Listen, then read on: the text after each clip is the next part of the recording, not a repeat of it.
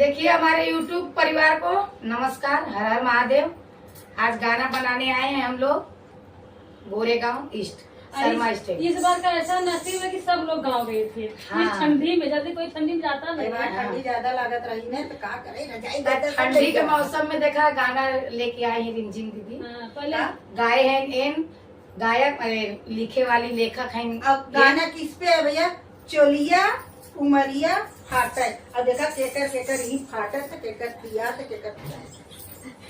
सबसे ज्यादा ध्यान ही नहीं खाया दिया तो है। ये नहीं पता सबसे ज्यादा ध्यान हाँ भैया है कि इनका फाटने का गुंजाइश ज्यादा बा।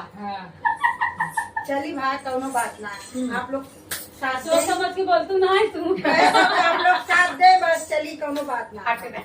हटे जा। बोला जी ना चोली जुड़ाई जाई गाना गड़बड़ हो गया फिर चला चलो चोलिया उमरिया